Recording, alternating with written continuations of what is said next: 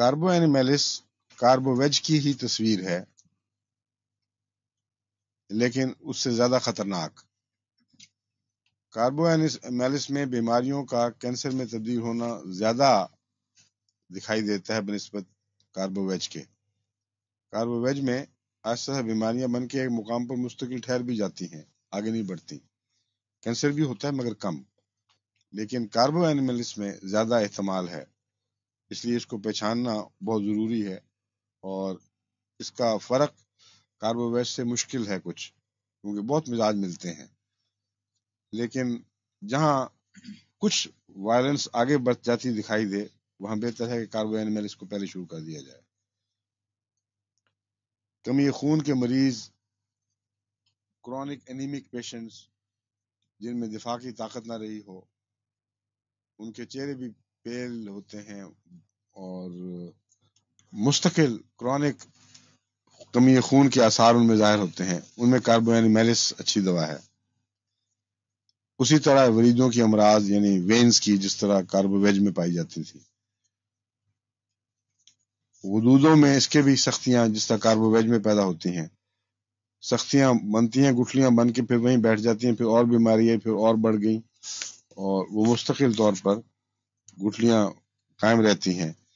یہ گٹھلیاں جو ہیں یہ کاربو اینیمیلس میں کینسر بننے کا زیادہ احتمال ہے۔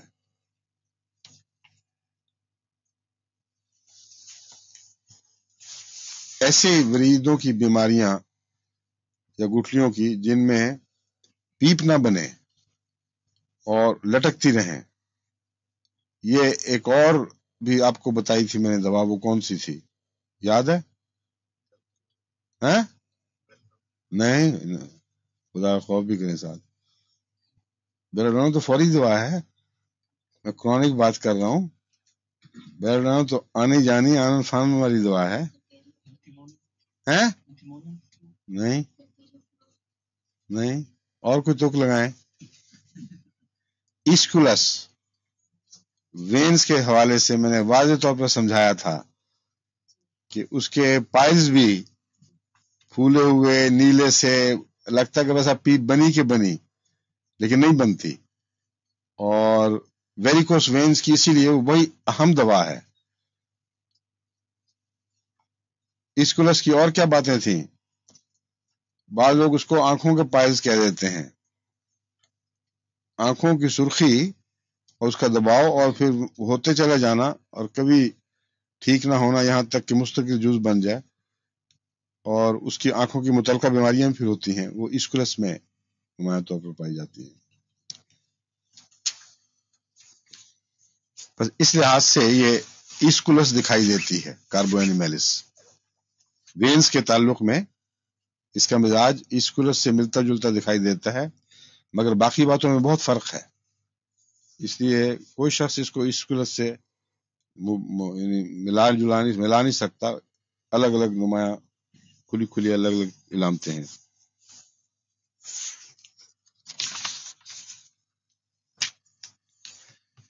ایک مرض جہاں انگلستان میں بہت پایا جاتا ہے وہ ہے رحم کی گردن کا کینسر، اور اس کے متعلق کئی دفعہ پروگرام چلتے ہیں کہ ساری عورتیں ہمیشہ چیک کروائیں، اور وہ بڑا خطرناک کینسر ہے۔ سنا وہ رحم کے کینسر کے مقابلے پر زیادہ خطرناک ہوتا ہے جو گردن کا ہے۔ ٹھیک بات ہے ڈاکٹر صاحب؟ ہاں کیوں؟ وہ کیوں زیادہ خطرناک؟ اس میں کیا خاص بات ہے؟ نہیں یہ بات نہیں، میں نے تو یہ پڑھا تھا اسی آرٹیکل میں کہ یہ کینسر بعض دفعہ اس کو ڈاکٹر ریموول، ابھی رحم میں نہ بھی پھیلا ہو تو رحم کے ریموول کا بھی نہیں دیتے مشورہ، کیونکہ یہ زیادہ خطرناک ریئیکٹ کر کے جلدی جسم کے دوسرے حصوں میں پھیلتا ہے پھر، اور ریڈیشن اور کیمیکلز کو علاج سے دوسرے کینسر پہ بھی نسبتاً جلدی اثر پڑتا ہے، اس پہ نہیں پڑتا۔ ریموول بھی کرنا پڑتا ہے، تو اس میں یہ بہت اچھی دوا ہے کاربو اینیمیلس۔ اس لیے اگر اس کی علامت ہے رحم کی گردن میں زخم پڑتے ہیں اور اس کے نتیجے میں لیکوریا ضرور جاری ہوگا، جہاں بھی رحم میں زخم ہو کچھ نہ کچھ لیکوریا کی علامتیں پائی جاتی ہیں، لیکن اس میں جلن بہت ہوتی ہے۔ کاربو اینیمیلس کا جلن سے بہت تعلق ہے، اور کاربو ویج میں بھی جو جلن ہے مگر وہ اندر جلن ہوتی ہے، باہر ٹھنڈ ہوتی ہے، یعنی معاف حصے میں جلن ہوتی ہے۔ اور آپ کو یاد رکھنے میں آسانی کی خاطر میں بتاتا ہوں کہ کوئلہ جلتا ہے اور جلاتا ہے تو کوئلے میں جلن ضروری ہے، لیکن جتنا کوئلے سے دور ہٹیں گے ٹھنڈ ہوگی، تو اس لحاظ سے اندر جہاں کوئی تکلیف ہے وہاں جلن ہوگی، اور اس کے رد عمل میں اپوزٹ سائڈ پہ یعنی جلد کے کناروں پر سردی کا احساس زیادہ، یہ کاربو اینیمیلس میں بھی پایا جاتا ہے۔ اور یوٹرس کی جو گردن ہے اس کو کیا کہتے ہیں، نہیں انگریزی میں نہیں، اردو میں یا کوئی اصطلاح ہے اس کی شاید، فم کیوں جی فم رحم یا جو بھی نام ہے، لوگوں کو پتہ تو لگ ہی جائے گا کیا کہہ رہا ہوں۔ اس کو اس میں بہت نمایاں اہمیت ہے، اس کو یاد رکھنا چاہیے۔ جہاں علامتیں ظاہر ہوں فوراً بلا تاخیر کاربو اینیمیلس شروع کرا دینی چاہیے، کیونکہ جب لیٹ ہو جائے پھر یہ کینسر قابو پانا مشکل ہو جاتا ہے۔ گٹھلیاں میں نے بتایا نا جگہ جگہ،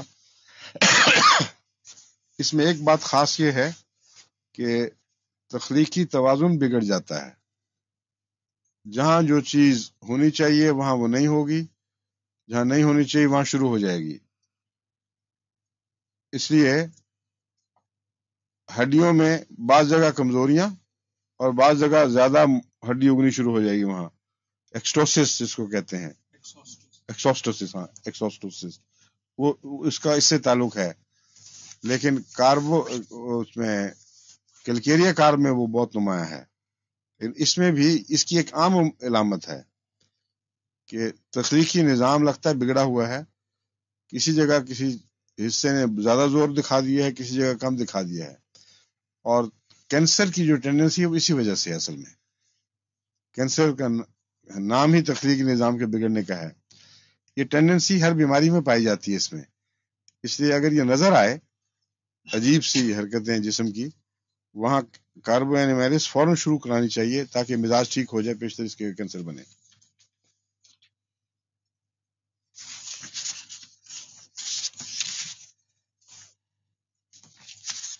حیض عموماً جلدی، لمبا اور کوپیس، بہت زیادہ۔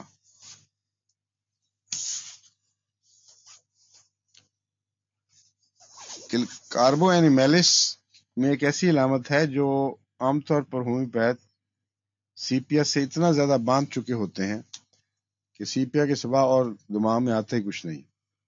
وہ ہے ناک پر براؤن کاٹھی جو یہاں تک اثر دکھاتی ہے۔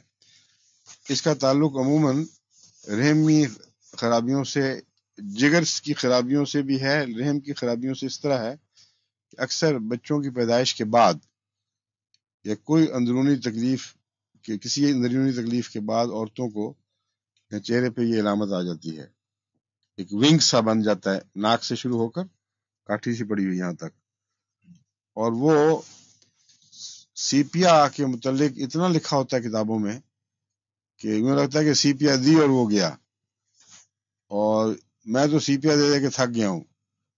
بہت کم کیسز میں سیپیا نے وہ اثر دکھایا ہے، کیونکہ سیپیا کا ایک اور مزاج ہے، جب تک وہ نہ ہو اس وقت تک یہاں بھی اثر نہیں دکھاتی۔ سیپیا کے مزاج میں اس پہلو سے آپ کو یاد رکھنا چاہیے، سیپیا کا مزاج ایک بالکل خاص اور نمایاں مزاج ہے، وہ اگر موجود ہو تو سیپیا جسمانی اثر یقیناً دکھاتی ہے، ورنہ اس کو پتہ بھی نہیں لگتا۔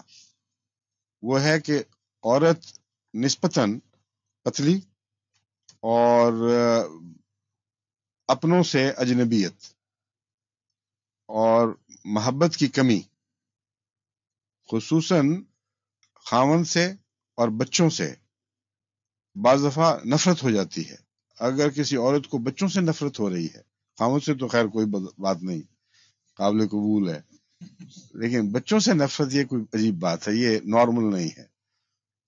ایسی عورت کو یہ سیپیا کی مریض ہے، اس کے کولے بھی تنگ ہوتے ہیں، اور بعض دفعہ پریگننسی میں تکلیف پہنچنے کی وجہ سے خطرہ ہوتا ہے کہ سیزیرین کرایا جائے، اور پوری طرح وہ نیم مرد نیم عورت کے درمیان چیز ہے ایک قسم کی، اور اس کے گہرے ریئیکشن اندر اسی قسم کے ہیں کہ مرد سے بعض دفعہ کوئی توجہ نہیں پیدا ہوتی، لیکن بعض تو بگڑے ہوئے مزاج ہیں، وہ عورتوں کی طرف رجحان رکھتی ہیں بعض عورتیں، لیکن اس میں وہ نہیں ہے، کسی طرف بھی نہیں ہے، پھٹا جیسا بس اپنا الگ آرام، کوئی تعلق نہیں۔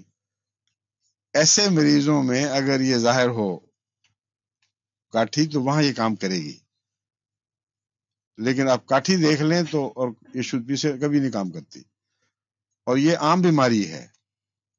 یہ بہت سی عورتوں میں بیچاریوں میں جب وہ ہوتا ہے بچہ پیدا ہوتا ہے تو کچھ خرابیاں اندر ایسی پیدا ہو جاتی ہیں، بعض دائیوں کی وجہ سے، بعض اور انفیکشنز کی وجہ سے، اور ساتھ ہی جگر پہ اثر ہو جاتا ہے، اس وقت یہ کاٹھی نکلتی ہے۔ اور میں نے جب غور کیا سیپیا میں، جب مجھے کچھ فائدہ نظر نہیں آیا جتنا ہونا چاہیے تھا، بہت کم اس سے، تو میں نے پھر انالیسس کرنا شروع کیا، تو عجیب بات دیکھی ہے کہ بہت سے ایسے کیسز جہاں پیدائش کے وقت کچھ انفیکشن کا، کچھ سیپٹک ہونے کا خطرہ تھا، اور اس زمانے میں اینٹی بایوٹکس استعمال کرائی گئیں، اس کے بعد یہ زیادہ آثار ظاہر ہوتے ہیں چہروں پہ مستقل داغ کے، جس سے کوئی بعید نہیں کہ وہ اینٹی بایوٹکس جگر کی خرابی اور رحم کی خرابی کو کنیکٹ کرنے میں وہ کام کر گئی ہیں، اور پھر یہ تصویر ابھرتی ہے۔ اس میں ایک دوا جو کافی مؤثر ہے، مگر اس کی وہی مزاج، اس کا نرم ڈھیلا ڈھیلا کینسر کی طرف ٹینڈنسیاں، وہ کاربو اینیمیلس ہے۔ کاربو اینیمیلس اس کاٹھی کو بھی اگر وہ ٹھیک کرے گی تو کاٹھی کو صاف کر دیتی ہے۔ ڈراؤن خواب کاربو اینیمیلس میں نمایاں ہے، گدی کا درد، پیچھے درد بیٹھ جانے والا، بدبودار اخراجات تو ایک عام بات ہے، کاربو ویج کی بھی اور اس کی بھی، سب میں کام مشترک ہے۔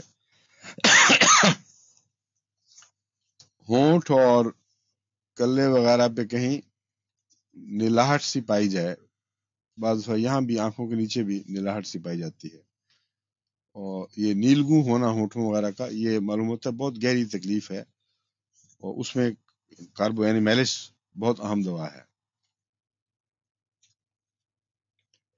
حمل کی متلی بعض دفعہ ٹھیک ہی نہیں ہوتی، اور مجھے بھی کافی مشکل پڑتی ہے، بعض عورتوں میں بالکل لگتا ہے کوئی دوائی ملے گی نہیں ہومیوپیتھی میں، اس وقت اس لیے نہیں ملتی کہ ساری دماغ میں یاد نہیں رہتی کہ اس علامت کی یہ ہے، اس علامت کی ہے۔